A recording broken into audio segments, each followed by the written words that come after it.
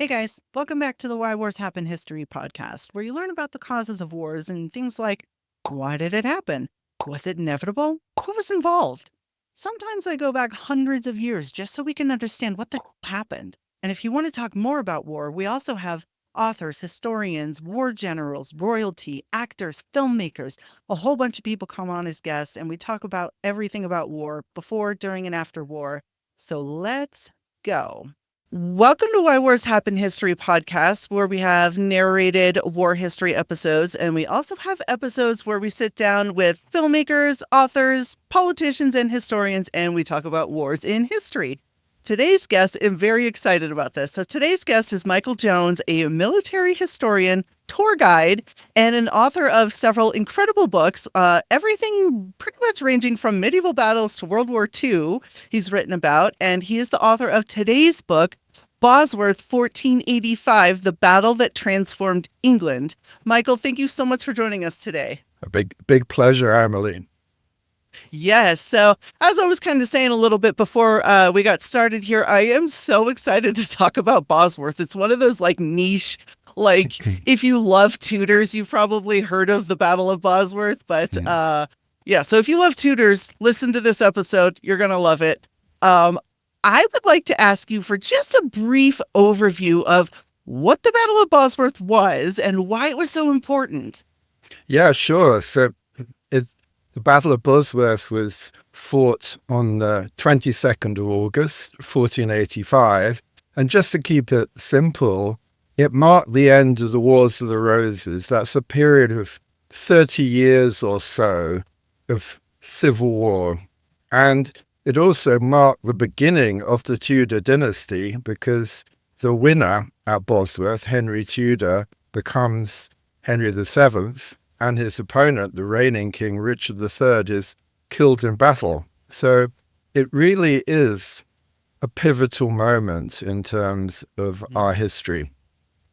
Yes, the beginning of the Tudors, everybody's favorite. I used to ask people on the show, way back in the day, what their favorite period of time was. If they could time travel to whatever they focused on, their area of study, or the Tudor era, everyone was like Tudors. It didn't matter what kind of historian they were. So very popular. And so this is the craziest thing. I don't want to give away too much because people really should read this book. It's a really cool book. But can you just give us a little teaser, a little hint of 500 years we thought that, the battle took place over here, but you're like, actually. Well, we have a wonderful, in Leicestershire, we have a wonderful battlefield centre for Bosworth. Unfortunately, it is in the wrong place. Yeah. It was put up in the late 1970s. The county council bought some farmland, and at the time, it was on a hill called Ambion Hill. And if we consider the Tudor version of history, which culminates, of course, with William Shakespeare, the battle takes place by the time we get to Shakespeare, and Shakespeare's Richard III on Ambion Hill. And that was our first narrative. So if you visited what was described as the battlefield in, say, 1980, everything was arranged around this quite small hill, and the whole battle story was based on that. But over a period of time, a lot of questions have been asked about that narrative. And more recently, there was a debate, and my book, when it first came out, was part of that debate. Lottery, heritage funding, archaeology, and now we know a lot more. And we know segments of the battle. So we know that the battle took place further southwest, about 1.5 miles southwest of where the battlefield center is, along a Roman road. And the most exciting thing is that through archaeology, to some extent place name evidence, but really archaeology, we can locate with some degree of certainty where Richard actually died. Down to, I take people on battlefield tours, and we look through a gap in the hedge And I point over in the direction of the field, and I say towards the next hedge. That was where Richard was probably crying out for his horse. But, Oh, so that's pretty neat, isn't it? yes, that is amazing. Man, I wish I were over in England. I could do that. Gosh, Come that is over, really come cool. over. Yes, yes, I am planning on going over there, hopefully in the next year. If I do, like, I'm going to hit you up and be like, take me on this tour. I want to do this. That okay, so Shakespeare, good old Shakespeare, gave us a lot of our language, but also gave us a lot of misunderstandings about events, let's say, in Kings.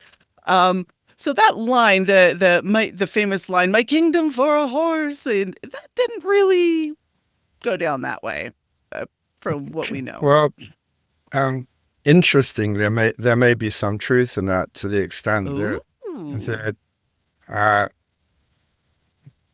possibly between possibly and probably Richard was unhorsed. Uh, he led a charge to try and kill his opponent, and that charge went wrong. Mm. And then he was driven away. And there's a very interesting source that shows Recep Thomas, who was one of Henry Tudor's Welsh followers, fighting Richard. And Richard's horse is rearing up. And you can see the detail is very interesting. The horseshoes come off. So I don't discount the horse completely. All right. But what's interesting is that Shakespeare is the culmination of Tudor legend, and Shakespeare Mm. obviously needed to keep Elizabeth I, the whole Tudor dynasty, on side. Yeah. And and the portrayal is basically it's the judgment story. The way the Tudors increasingly made sense of the battle was it was divine punishment on nasty Richard III, who Sure. Yeah. was guilty of a whole mass of awful crimes. I'm sure you're going to Yeah. mention one or two of them. Yes.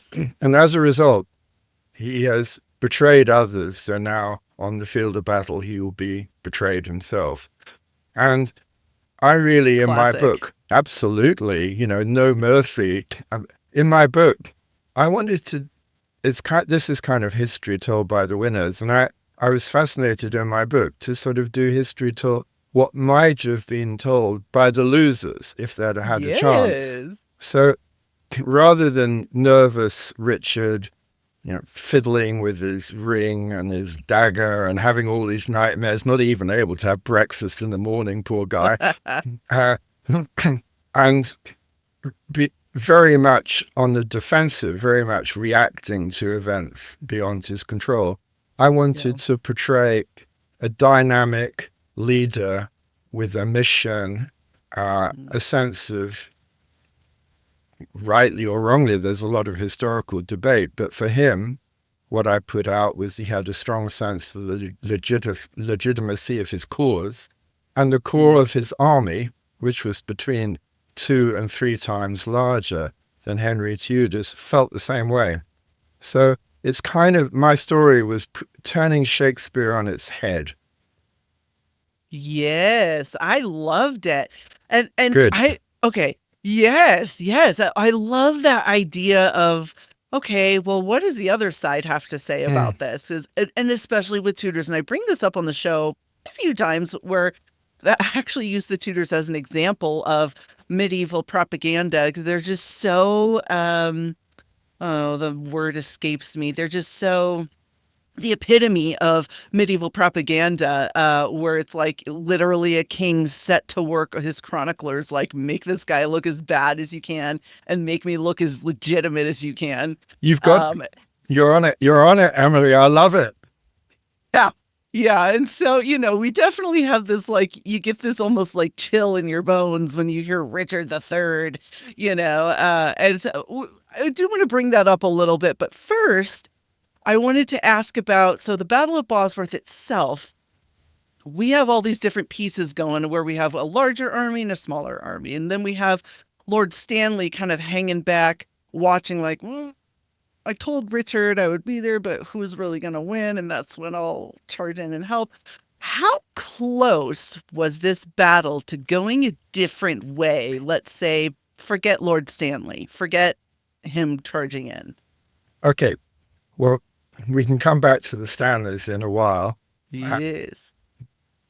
To give you an idea of how close it was, so Richard and a force of maybe some 200 mounted knights charged straight at Henry Tudor. And Richard gets close enough to Henry Tudor to kill his standard bearer, William Brandon. So that's within feet of finishing the battle with a win. Yeah. And then so close. We're told by sources, and including Polydor Virgil, who almost certainly spoke to people who were there, that at this point, it's absolutely on a knife edge, and another large knight, John Cheney, rides in the way, blocking Richard's route, so killing Henry Tudor. So it's a matter of feet, and it's a matter of seconds from going the other way. That's how close it is. Can you imagine? Oh, I don't even know what history would even look like. That is just... It would be very different. Very different. Like I don't even know if we'd have the Stuarts, because no Tudors. King James. No Tudors. Yeah. So where would we James be? Okay, so, and if that didn't happen, how would the colonization of America have happened? Like, I don't even know what history would look like. So that is just wild to think about feet. Like, it happened so long ago, but I get the, goosebumps, yeah. So funny. History seems alive. So we're talking so Stanley, was that really true that he hung back and he's watching the battle, or is that kind of romanticized? So if you imagine a sports fixture, I don't know what kind of sports you're into, where you've got none. Okay, that one's simple. But imagine two teams and then a group of spectators who are reasonably skilled, who could join the fixture at any stage. That's what we've got. We've got Richard III's army, and then we've got Henry Tudor's army, and then we have a third army under the Stanleys. Now, my own view is the commander is Sir William Stanley. That's Lord Stanley's younger brother. And this is what the Stanleys had done this. They did this right at the beginning of the Wars of the Roses. William Stanley goes off, joins one side. Lord Stanley attempts to join the other side, but all manner of excuses. Oh, my leg, I'm on my way. And I think exactly 5 minutes. Yeah, 10 minutes. Sorry. Traffic's really bad. Gridlock. And they're doing this, they're doing this back in 1459, right at the beginning of the Wars of the Roses, at one battle at Blore-Heath. I think they're doing exactly the same thing. And Lord Stanley, this is a solemn oath. He says the first time I met Henry Tudor was on the 24th of August, 2 days after the battle. So I think we're dealing with Sir William, and actually Sir William gets written out of the chronicles because later on he rebels against Henry VII and is executed, and then Thomas Lord Stanley is put in his place. So that's a bit complicated, but basically he's kind of, like one of those photographs where one of the people is sort of taken out. So my candidate for this army spectating is that it was the younger brother, Sir William. But anyway, we'll call them the Stanleys. The Stanleys, yeah. So you've got these three armies, and what I think Richard decides to do, the vanguards engage, and then Richard sees an opportunity. He has a clear view of Henry Tudor, much smaller army. There's no central force with Henry Tudor. It's a large vanguard, and then it's just Henry Tudor. And Richard decides, I'm going to take this guy out. So he charges. So that's what I think was going on. And as I say, it came very close to success, but it was also very risky because if something went wrong and something did go wrong, the Stanley Force can intervene. So, Yes. so it was a Yes. very bold and courageous. I'm using positive words, but also very risky. Yeah. You It's get you very get nice you of get you. you get a flavor of that. So yeah, Yeah. I don't want to complicate things too much with the Stanleys, because I'll tell you this: people at the time had no idea what their family was up to. So if Yeah. you're feeling confused, you can join the 15th century club. Yeah, there's one Perfect. 2 years earlier when Richard has just taken the throne. So there's an earlier rebellion called Buckingham's Rebellion. Uh, one There's a Stanley force moving around in Lancashire, and one writer says there's a Stanley force moving around, but what they're up to, I haven't the faintest idea. And I think that kind of sums it up with that lot. Love it. Love it. So we can all rest easy. We're not supposed to understand No, everything no. about this. Yeah. Yeah. Okay. Well, that's pretty cool. And for fans of, I'm going to bring it up. Fans of Game of Thrones, and fans of Tudors will see the connection, or have seen the connection.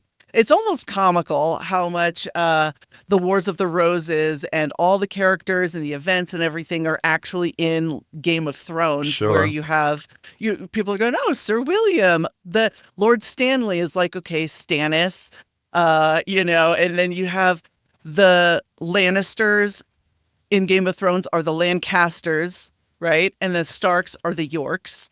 And then you have the entire map of Game of Thrones. The whole like land world is really just Britain turned on its side. If you turn Britain side, that's the map. I know people World. people have really gone to town on this, because undoubtedly the Wars of the Roses was an influence, but at the same time, it's kind of taken on a life of its own. Yeah. That. But I think the way Game of Thrones begins with that kind of very trusting appearance at a hostile court, George R. Martin is portraying a more gullible Richard, because in 1483 Richard takes the throne rather than being Yeah. ambushed by his opponents. I'd like to stick up for Richard here, that he was the one, when his brother Edward IV died, who was under threat, and Yeah. he was smart and resourceful. So I'm just putting that in. That's true. He did. He's kind of like, I mean, it's the king, it's the throne, and you're like, cool, I get to be the king, but also very dangerous. And so he does get some credit there for going, I'll be the king while the princes are in the tower. You brought them up. Yes, he has a little flash of what's to come. What's to come? You can't talk about Richard III and all this stuff without mentioning the princes in the tower. And just for our listeners who might not know what that is, can you just give us a little overview of what the princes in the tower are? I know it's a big one, but just, Yeah, so the princes in the tower, they're two boys. They're the two sons of Edward IV, the previous king, Richard's older brother. So these two boys, the oldest of the two is actually recognized. He isn't crowned, but he's recognized as Edward V, and his younger brother is named Richard. So Richard, Duke of Gloucester, the future Richard III, he's their uncle.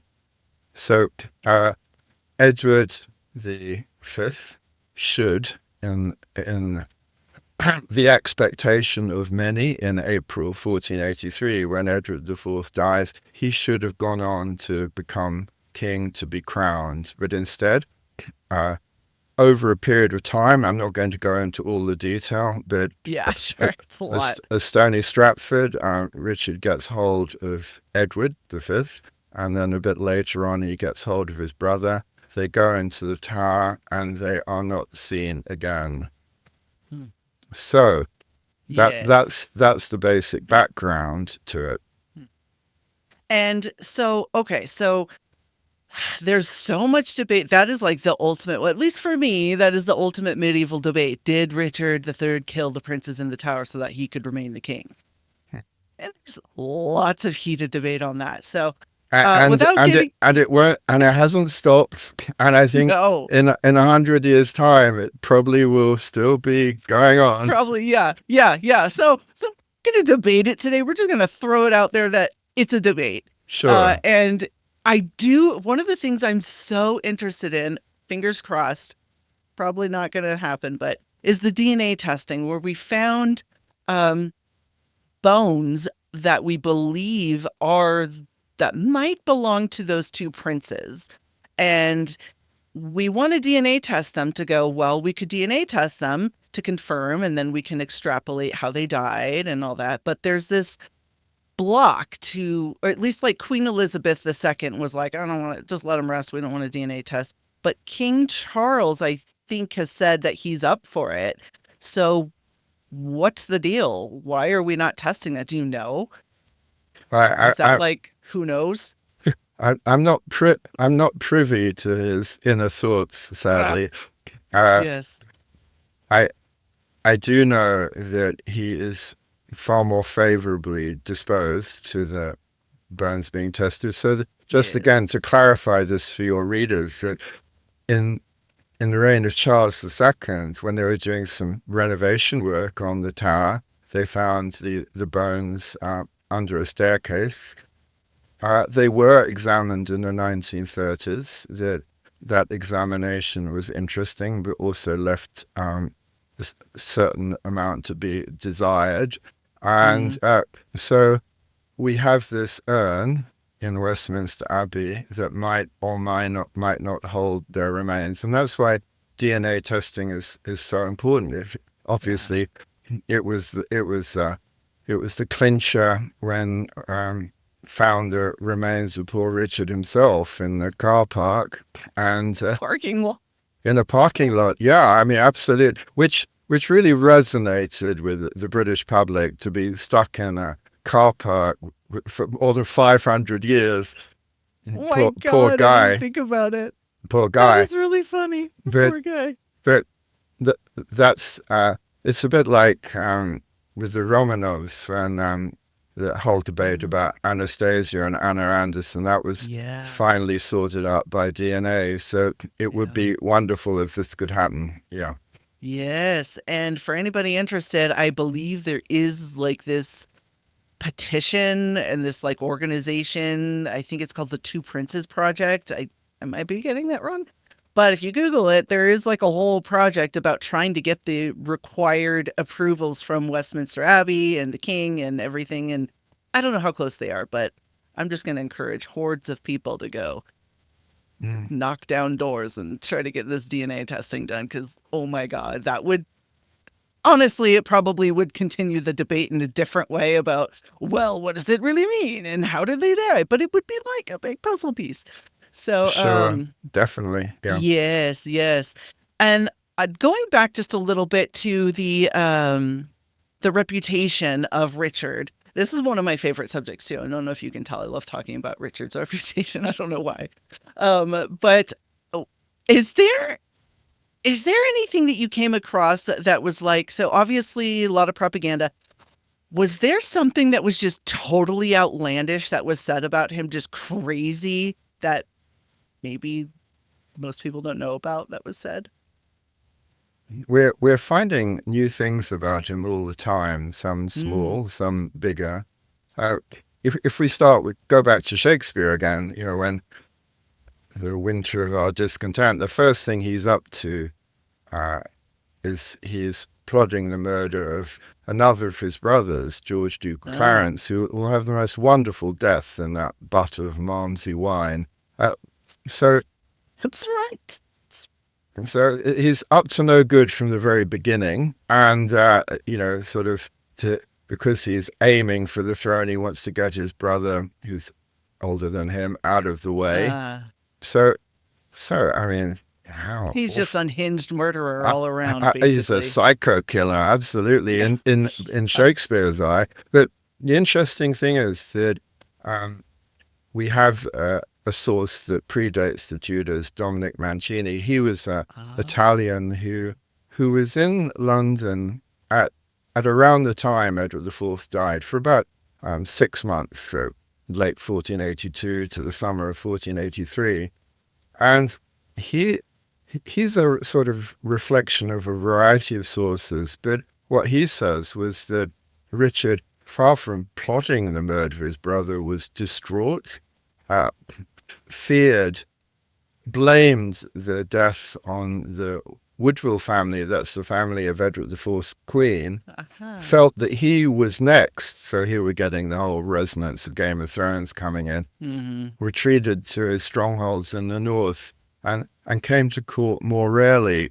And when I was researching, I found some very interesting material in the Durham records that kind of bore that out. And so Ah. we're finding snippets all the time, and some of these snippets portray a more nuanced personality, and some of them go against the grain, very much go Oh. against the grain of the Tudor picture. Yes, I love that. Yeah, I don't think that he was just like a raging psychopath killer. That doesn't see it has the ring of like not quite true. He's a real person. He would have felt things and Yeah, nuance, as you said. absolutely, and respected. He During the second part of his brother's reign, he binds together the north of England. Now that was a rough, tough area to get a handle on, and The he went. north of England, yeah. Yeah, you get then and now. Yep, and Yeah. he wins people's respect by a variety. He's a military leader who'll win back Berwick, that was given away at the beginning of the Wars of the Roses. He gets a lot of respect for that. He shows Uh-huh. both as Duke and King. He shows very fair justice and gets a lot of respect for that. One could go on, but Yeah. the interesting thing about him and why he's effective in 1483 was that he's a shrewd political operator and also Mm. commands a lot of loyalty. And he's also, a man of real piety and also very strongly influenced by chivalry. So these are Right. features of him that don't don't crop up very much in the Tudor picture, but I think are very Yeah. important in terms of understanding both him and the battle. Yes, and I could be totally mixing up my king portraits here, but isn't there a painting of him with his like fingers like almost like Mr. Burns style like like fingers together? I could be totally thinking of another king. Well, there's one picture where he's nervously pulling at a ring or Ah, yes, yes, fiddling yes. with a dagger. Of course, some of these Yes. pictures were doctored, or, adding Of a course. hump, for example. We can show by Uh X-ray examination of that picture that it was added later just to make him more nasty. That's crazy. That's crazy. And even, like, down to the colors, like, it's very subtle, but there seems to be, like, a shade of dark over that portrait. Like, it's not bright and, like, here's this awesome king. It's you get this sense of, like, coldness when you look at that the painting, and I wonder if I don't know if anything was done after that to that, but that's just my take on it. Yeah, well, we're kind of influenced. It's the power of hindsight, for better or for Uh, worse. It's very, yeah. very, I mean, very powerful to find his remains and for his remains to be Yeah. reburied, because we're starting to step away from that Shakespearean portrait of him. Idea. And of Yeah. course, there was a very different reconstruction of his face that was done as a result of the find. So we're, we- Yeah. we're starting to move away from the angst-ridden kind of Yeah. finger twiddling and and Yeah. and getting something I'd say more complex. Uh, Yeah. And am I crazy, but does the new, like, construction of his face, does it look like what's his name? Like, what's Lord Farquharth? In Shrek? I'm trying to think of what his name is. The Shrek Prince guy. He looks like the new face of Richard III. I swear to God, Google it. It's the craziest thing. I'll check that Uh, out later. yeah, it's like, oh my God. Like, I wonder if they based it off of that. I don't know the timeline here, Yeah, but I'll be very cautious going down that route before I knew about it. So, yeah, seriously, it's one of those like conspiracy things or something. But look it up. It's so weird. okay. Um, okay, so hypothetically here, if Richard had won Bosworth, what kinds of things do you think he would say about Henry Tudor in propaganda? How do you think he would paint him? That's an interesting question. Uh, No, it's kind of out there. yeah, I mean, well, Henry Tudor is an interesting one, and he spent most of his life as an exile or a fugitive. So he was in Brittany, which at that time was a semi-independent power within France, and he was in Brittany for about 12 years, and then he was sheltered by the French. And uh, one of the things, I mean, this is my own sense, that with a bit of dark humor at the Yorkist court was that he wasn't seen as a great martial figure. Uh, so Edward the Fourth tries to get hold of Henry Tudor because he's a potential claimant. He has a Lancastrian blood link via his mother, Margaret Beaufort. Uh, Again, this Yeah. is complicated because the Beauforts Yeah. are of royal blood, but they've been barred from the throne. But where if you're barred, you can get unbarred.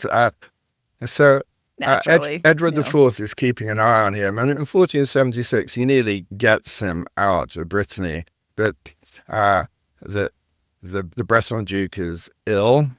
All this goes on, and then Henry goes down with this violent fit of stomach cramps, and while this chaos is happening with his stomach cramps, the Breton Duke kind of recovers and sends a fast messenger saying, "No, no, no, it's all a mistake. Bring him back."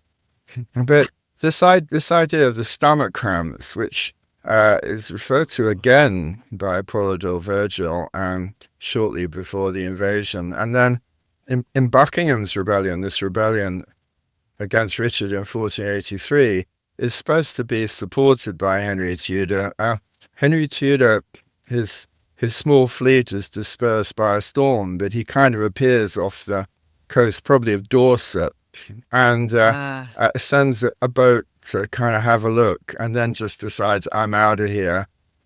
Uh, and and the picture is starting to emerge here. And during his yeah. campaign, so he lands in Wales and then marches into England. And then for at least a day, he gets lost and he loses his army.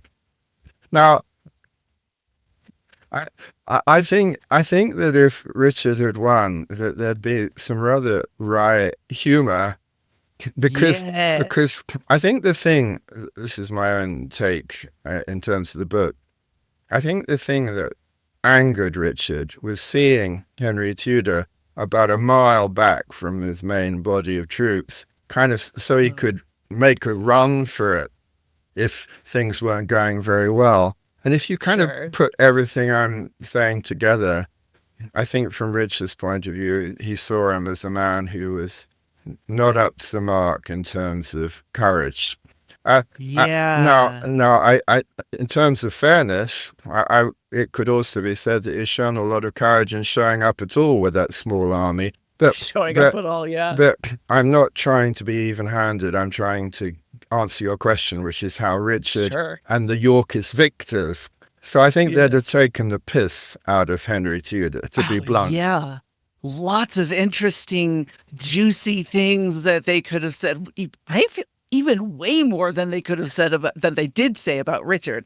There's a lot of stuff. Ooh, that would be There was interesting. quite a lot they said about Richard. Mhm. I mean, Yes. basically, once you've won and you've killed your opponent and you're on the throne, you know, Yeah. you've got Fair game. you've got a lot of ammo you can start playing Uh, with. yeah. Yeah, that is so okay. So before we go, I do want to ask a little bit about the mothers. Um the Margaret Beaufort she pops up a lot in Henry's sort of journey to becoming king. Was she really that like super, almost like helicopter mom, deeply involved in his life? Helicopter mom, I love it. This is a great American phrase, isn't it? I tell you, she was so active that if she'd had access to a helicopter, she'd have been over that battlefield. I'm absolutely sure of it.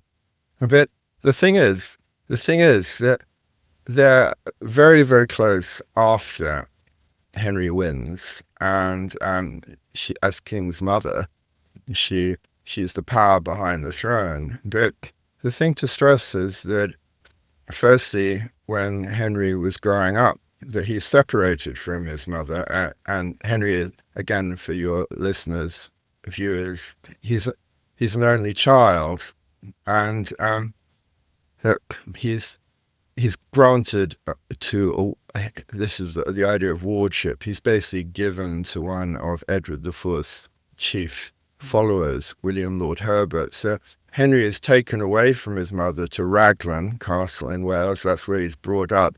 They're briefly reunited, and then Henry is blown away. He's trying to get to France with his uncle Jasper Tudor. He ends up in Brittany.